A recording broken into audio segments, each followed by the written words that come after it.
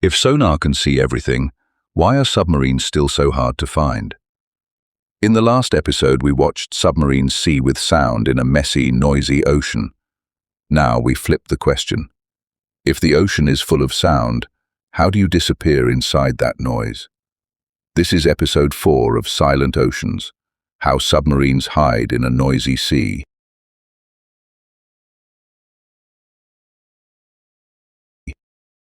The problem: you are the loudest thing in the room. Imagine you walk into a dark hall full of people whispering. Somewhere in the dark, one person is shouting.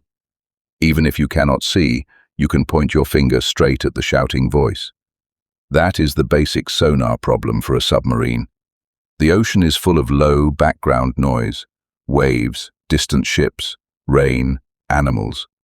A submarine is a steel machine full of moving parts. If it is not careful, it becomes the one shouting voice in a room of whispers. So stealth at sea is not magic. It is one long, painful fight with your own noise. In this episode, we will use a simple model. Stealth equals controlling the sound at the source, along the path, and at the receiver. Source: how much sound you create. Path: how that sound travels through the water. Receiver: what the enemy's sonar can actually hear and interpret. Every trick in submarine stealth is some variation on those 3 levers. Quieting the source, making the machine whisper. The most obvious lever is the source. Make the submarine itself quieter. In principle, this sounds simple. In practice, it is an engineering nightmare. A submarine is full of things that want to vibrate and ring. The propeller, biting into water at high speed. Pumps, turbines, generators, spinning and humming. The hull itself, acting like a drum skin. Every vibration inside the boat tries to escape into the water as sound. So designers attack the source in several layers. First, slow the propeller down. We already met one of the main villains, cavitation, the formation and collapse of vapor bubbles on a fast-moving propeller blade. It is like boiling water with noise. The easiest way to avoid cavitation is brutally simple. Do not spin the propeller too fast. Submarines have a speed at which cavitation suddenly explodes. Below that speed, they are much quieter. Above it, they become a blender. So a cold rule emerges. Fast is loud, stealth is slow. A captain who wants to stay hidden accepts that the submarine moves like a patient, heavy animal. Second, isolate the machinery. Engines, generators and pumps are mounted on shock absorbers and rubber blocks, so their vibrations do not travel directly into the hull. It is like putting a loudspeaker on a thick foam pad instead of on a wooden table. The same sound is produced, but much less of it gets transmitted. Third, shape the hull and propeller. The classic screw propeller can be redesigned with more blades, special curves, different spacing to spread out the pressure changes that create cavitation. Modern boats may use pump jets, a shrouded propeller inside a duct, to hide the blade tips and control flow even more. None of this makes the submarine silent. It just pushes its noise down and spreads it out into less distinctive patterns. From the enemy sonar's point of view, the submarine becomes less like a sharp melody and more like a dull, low murmur. Bending the path, using the ocean as camouflage. Even if you reduce your own noise, some sound will always leak out. The next lever is the path, how that sound travels through the water. The ocean does not carry sound in straight lines. Sound speed in water depends mainly on temperature and pressure. Warm water is faster than cold. Deep water is faster than shallow because of pressure. This creates layers and curved paths. Sound can bend, reflect, and even get trapped in channels. 2 ideas matter for stealth. 1. Thermocline, a sharp change in temperature with depth. Sound hitting this layer can bend away or reflect, like light at the border of water and air. A submarine can hide by sitting just below such a layer, so that surface sonar pings are bent away before they reach it. 2. Seafloor and coastlines. Sound reflecting off rough seabeds, rocks and slopes can create a chaotic echo field. in shallow, cluttered waters, echoes overlap and smear, making it harder to pick out one neat target. So, a stealthy submarine captain does not just ask, "How far can we go?" He asks, "Where does the ocean help us?" He may choose to hug the seabed, using rocks and sand as a noisy background. Sit under a thermocline, letting the layer bend enemy pings away. Stay in noisy shipping lanes, where merchant ships create a constant acoustic fog. The boat is still making noise, but it is now hiding inside a complicated, moving soundscape. Confusing the receiver, hiding in statistics. The third lever is the receiver, the enemy sonar operator and his algorithms.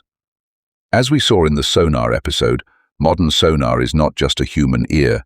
It is a chain of microphones, amplifiers and computers doing pattern recognition on noise.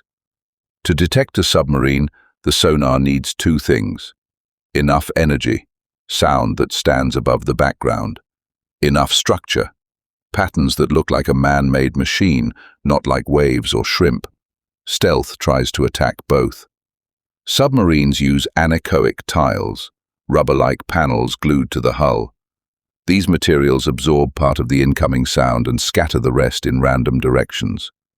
From the sonar's point of view, the echo becomes weaker and more fuzzy. It is the acoustic version of wearing matte, uneven paint instead of a shiny mirror surface. The next step is spectral camouflage. Different noise sources have different fingerprints in frequency. A turbine might hum at steady, low frequencies. A propeller may add sharp, regular peaks. Waves and rain produce broad, noisy bands. Designers try to shape the submarine's noise so that its spectrum overlaps with common ocean noise, for example with distant shipping or wave noise. The goal is not perfection. The goal is to make the boat look like just another slightly odd patch in a field of random fluctuations. In statistics, we would say, you try to make the submarine signal fit inside the normal distribution of the background. The sonar operator now faces a cruel problem. If you tune the system to catch every possible submarine, you will also catch thousands of false alarms. Every fish school, every ship wake, every piece of machinery on the seafloor starts to look suspicious. So they must compromise. And stealth lives in that compromise. A transit through a choke point. Let's put these ideas into a concrete story. Imagine a submarine that must cross a narrow choke point, a strait watched by enemy surface ships and fixed sonar arrays. The enemy knows this is the obvious route. They have passive sensors listening along the seabed and active sonar sweeping the water. The submarine's plan may look like this. 1. Time the crossing. Choose hours with strong natural noise, heavy seas and dense ship traffic. 2. Go slow. Stay below cavitation speed, accepting a slow, nerve-wracking transit instead of a fast, loud dash. 3. Pick the depth. Use charts and oceanographic data to find a thermocline or a layer that bends surface pings away. Sit just under that layer. 4. Hug the terrain. Follow the contour of the seabed, using ridges and slopes to break up the acoustic silhouette. 5. Blend with noise. If possible, position under or behind a loud merchant ship so that the combined noise field makes it harder to separate sub from ship. On the other side of the strait, a sonar operator may indeed see a faint, ambiguous trace. But is it a submarine? Is it a reflection from the seabed? Is it a glitch from a passing cargo ship? If the trace appears only for a moment, and if it does not match clear doctrine, it may be logged and forgotten. That is what stealth tries to achieve. Not perfect invisibility, but just enough doubt to stop decisive action. Limits. When the ocean turns against you. This does not mean submarines are invincible. Sometimes the ocean that protects them also traps them. In very cold, quiet water, background noise may drop so low that even small sounds stand out. In shallow seas, a submarine cannot exploit deep layers and may be forced into regions where surface sonar has a clear view. Technology also evolves. Large towed arrays, low-frequency active sonar, and networks of seabed sensors all reduce the advantage of passive hiding. We have seen tragic examples: submarines colliding, boats detected and forced to surface, or lost for reasons we never fully understand. Stealth at sea is not a cloak. It is a moving balance between physics and detection. As soon as one side improves its ears, the other must rethink how it whispers. 3 simple rules of underwater invisibility. We can compress this whole episode into 3 practical rules a submarine crew lives by. 1.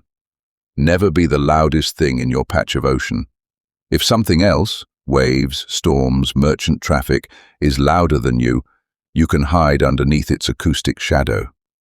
2. Trade speed for stealth. Above a certain speed, cavitation and vibration make you impossible to hide. Real stealth is slow, patient, and often boring. 3. Use the ocean. Do not fight it. Thermoclines, seabeds, coasts, and currents can either expose you or protect you. The ocean is not just the medium you move through, it is your only real camouflage. Circular close, seeing, hiding, and the statistics of noise. In the early days of submarines, people imagined underwater warfare as a simple duel between hunter and hunted. One pings, the other hides. One sends out sound, the other tries to absorb it. The reality is more statistical. The ocean is a giant shifting noise field. Every ship, every storm, every temperature layer adds another brushstroke to that pattern. To see a submarine with sonar is to pull out a tiny, structured signal from that noisy background. To hide a submarine is to push that structure back into the noise just enough that human brains and machine algorithms cannot trust what they see. In the last episode, we watched submarines see with sound. In this one, we watched them disappear into it. In the next step of Silent Oceans, we will leave the single boat and zoom out to the wider battlefield. How do whole fleets listen to each other? How do undersea cables, drones, and fixed sensors change the balance between sound, silence, and power in the world's oceans?